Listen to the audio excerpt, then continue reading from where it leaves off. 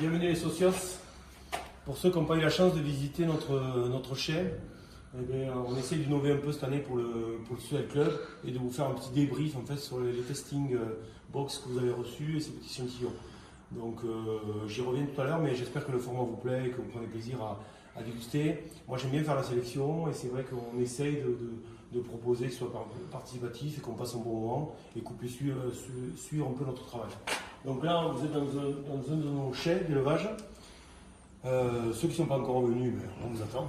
Voilà, sachez qu'on sera bien content de vous montrer, de vous faire visiter et de vous faire peut-être goûter quelques barriques que vous n'aurez pas dans les échantillons. L'idée, c'est de vous présenter chaque échantillon et de vous donner quelques spécificités aromatiques et quelques peut-être de domaines. Alors on a voulu faire un petit peu ça plutôt ludique en vidéo pour que, comme je parle beaucoup, que ça puisse entrer dans la boîte. Alors sur le petit challenge, en fait, on avait essayé de faire une vote en fait, pour essayer de voir en fait, sur les goûts et les préférences en fait, de chacun. Donc je vous dévoile à la fin le préféré sur le Social Club et les échantillons. Voilà. Donc rendez-vous à la fin. Pour ce troisième échantillon, alors surprise, on a choisi un domaine Dupin 2006, la pièce numéro 14. Donc la pièce numéro 14, elle est là.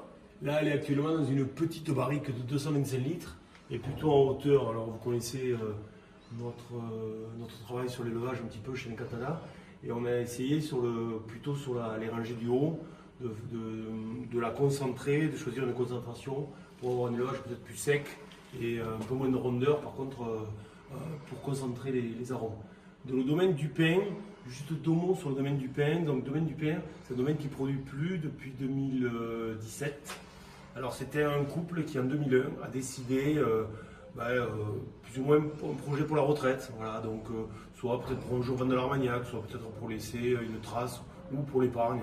On décidé de consacrer une partie de leur production viticole, puisqu'ils vendaient le vin à une coopérative, à en fait une production d'Armagnac. Donc en 2001, ils ont fait 2 barriques et ils ont fait à peu près pratiquement tous les ans, entre 2 et 3 barriques par an tous les ans. Donc en 2006, on a eu 3 barriques, la 13, la 14, la 15. Et donc, mais forcément, toutes ces barriques sont différentes parce qu'ils utilisaient le domaine du pain. Beaucoup de fûts roux quand même, des barriques d'occasion qui avaient déjà contenu de l'Armagnac bien sûr, mais pas forcément de la barrique neuve. Donc ce qui donne pas forcément des profils très boisés. Après nous on les relève un petit peu, c'est pour ça qu'on continue en fait à essayer de révéler chaque barrique. Et c'est ce qui est intéressant dans le single cask, vous connaissez notre attachement en fait à ces spécificités. Mais voilà, domaine du pain, donc en fait il y a eu de l'uni blanc et du baco, domaine du pain, donc parfois vous avez un 100% uni blanc, parfois un 100% baco, une distillation ambulante au feu de bois et après du fût roux. Donc par contre ce qui est assez reconnaissable chez le domaine du pain, c'est cette gourmandise, le côté un peu caramel. Alors suivant les millésimes, on va avoir du caramel, de la glace de caramel beurre salé, du caramel brun, mais toujours ce côté pâtissier, un peu brioché, sympa, pâtissier mais un peu en transe, et plutôt on est quand même sur des notes un peu sucrées. Voilà. Et c'est vraiment révélateur de ce domaine, du terroir, je pense, du chai. Donc voilà, toute petite production, avec le vin qui était fait au domaine, la distillation ambulante. Et voilà, donc nous on a acheté ce domaine, les barriques de ce domaine en 2000, je réfléchis. Donc on l'a acheté en 2022 ou 2023 et depuis ces barriques elles sont essentiellement dans ce chai où on essaye, donc on a plusieurs élevages sur le domaine du pain, mais voilà.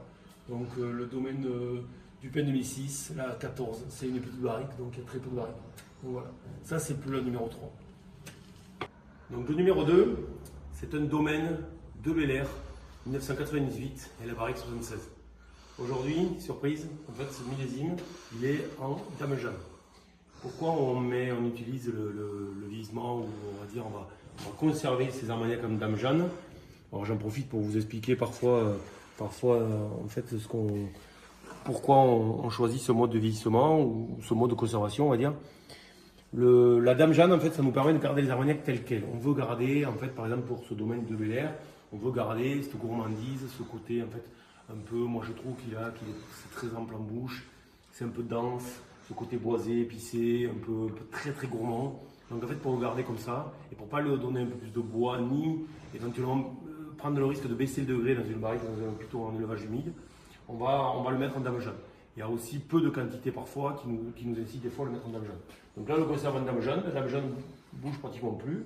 Et on va, par exemple ici dans notre chai, avoir un peu de rangement de dame jaune avec plusieurs origines, plusieurs barriques. Mais c'est vrai que la dame jaune, ça nous permet, nous, de conserver nos armagnacs et on peut conserver. Voilà. Donc c'est quand même des armagnacs qui ont été très longtemps en barrique avec un élevage sous bois. Mais parfois, quand on veut les garder tels quels, on préfère les garder tels quels plutôt que de prendre le risque qu'ils se dénaturent et qu'ils peut-être en perdent un peu en arôme. Un mot sur le domaine de Bel-Air, donc c'est un petit domaine dans un joli terroir dans le Bas-Armagnac, assez sablonneux dans une plaine. Donc ça en fait c'est le père et son fils qui font de l'Armagnac.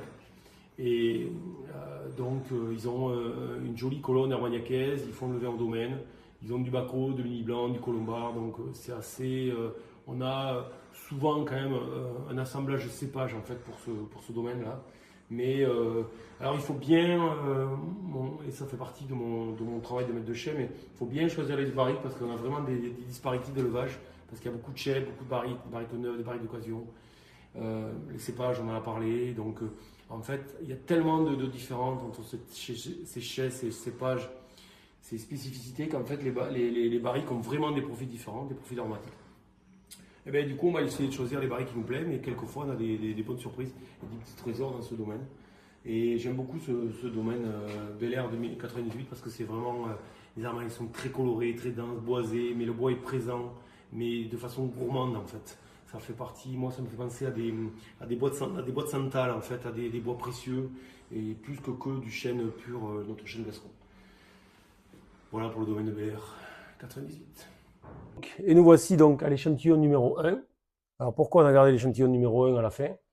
Ben parce que c'est celui qui a été le plus plébiscité en fait dans les retours dans les dégustations de Social Club. Donc ça a été serré quand même. L'échantillon a été assez équilibré, mais quand même la barrique numéro 1 a eu le plus grand nombre de votes. Donc il s'agit du Del Cassou 2005, la barrique 13.